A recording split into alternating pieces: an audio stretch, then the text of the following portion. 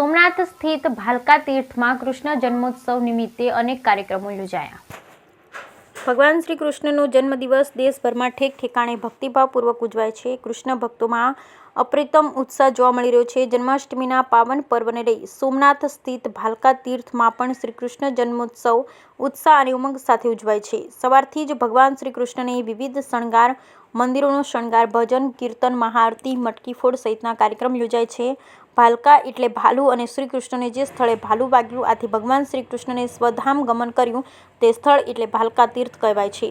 કે ભગવાન શ્રી કૃષ્ણ સોમનાથ મહાદેવના અનન્ય ભક્ત હતા। ભગવાન કૃષ્ણ દ્વારકા રહેતા હતા, પરંતુ દ્વારકાથી પ્રથમ જ્યોતિર્લિંગ સોમનાથ મહાદેવ મંદિરે દર્શને આવતા એમ પણ કહેવાય છે કે સોમનાથ મહાદેવ મંદિર અનેક વખત બંધાયું, જેમાં દ્વાપર યુગમાં ભગવાન શ્રી કૃષ્ણએ કાષ્ઠનું સોમનાથ મંદિર બનાવ્યું હોવાનો પુરાણોમાં ઉલ્લેખ છે। જેથી સોમનાથ ટ્રસ્ટમાં આવતા આ ભાલકા તીર્થમાં આજે જન્માષ્ટમીના દિવસે વિશેષ પૂજા અર્ચના કરવામાં આવે છે। તો આજના દિવસે ખાસ ભગવાનના વાઘા બદલી તેમજ સવાર, બપોર, સાંજ તેમજ રાત્રિના મહાઆરતી કરવામાં આવે છે, સાથે મટકી ફોડ પણ કરવામાં આવે છે। ભાલકા મંદિર પ્રત્યક્ષ દર્શન માટે ખુલ્લું રહેશે। પૂજારી દ્વારા ત્રણેય પ્રહરની પૂજા થશે।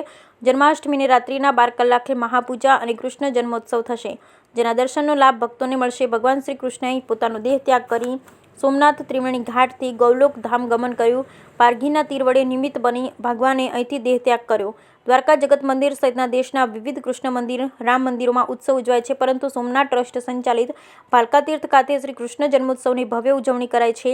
તમામ ભાવિકો પ્રત્યક્ષ દર્શન કરી શકશે। આ ઉપરાંત ભાવિકો સોમનાથ ટ્રસ્ટની વેબસાઇટ www.somnath.org પર ભાલકા તીર્થ ખાતેના કૃષ્ણ જન્મોત્સવના દર્શન કરી શકશે।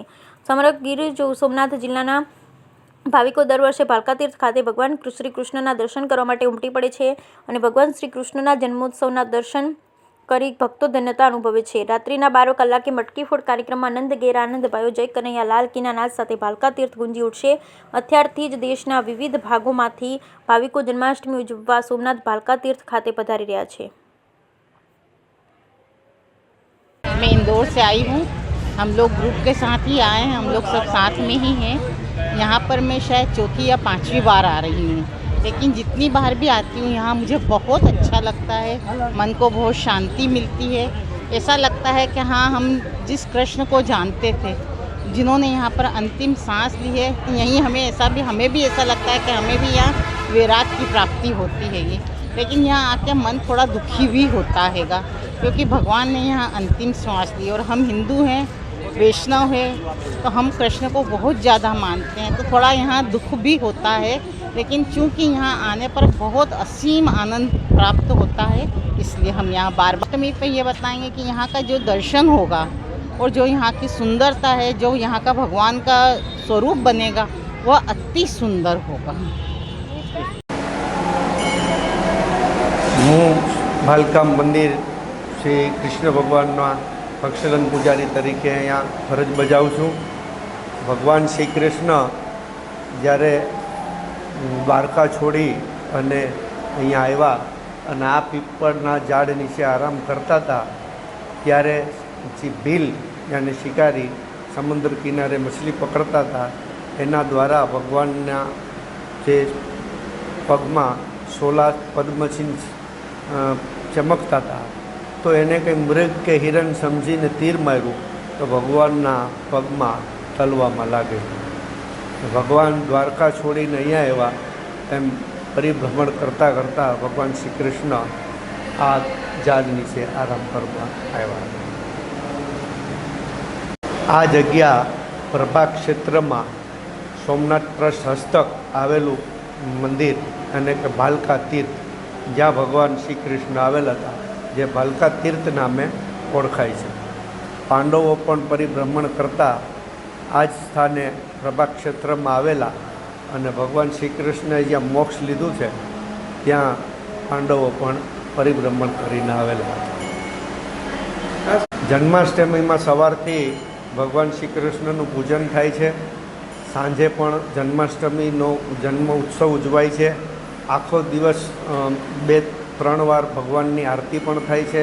મારું નામ અંશુમન દવે છે। હું સોમનાથ ટ્રસ્ટમાં પૂજારી તરીકે ફરજ બજાવું છું। ભાલકા તીર્થ મંદિર ખાતે ફરજ બજાવું છું। આ તીર્થક્ષેત્ર સોમનાથથી 4 કિલોમીટરના અંતરે આવેલું છે।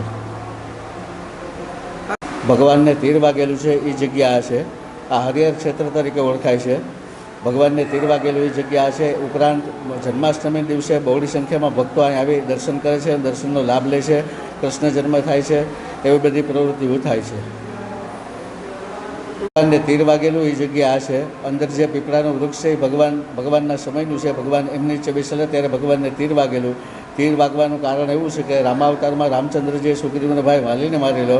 આ શિકારી વાલીનો અવતાર છે ને પરમાત્માએ બદલો લીધેલો છે. બીજો ભગવાનની લીલા સમાપ્ત કરવા માટે કોઈને કોઈ કારણ જોઈએ, એ કારણ આ છે. ભગવાન ફૂલથી મંદિર શણગારવામાં આવશે. નિયત જે દિવસ દરમિયાન જે પ્રવૃત્તિ છે, જે ભગવાનની આરતી, એ બધું દિવસ દરમિયાન થવાનું છે. એ ઉપરાંત રાતના પણ 12 વાગે મધ્યરાત્રિએ ભગવાનની જન્મની આરતી થશે.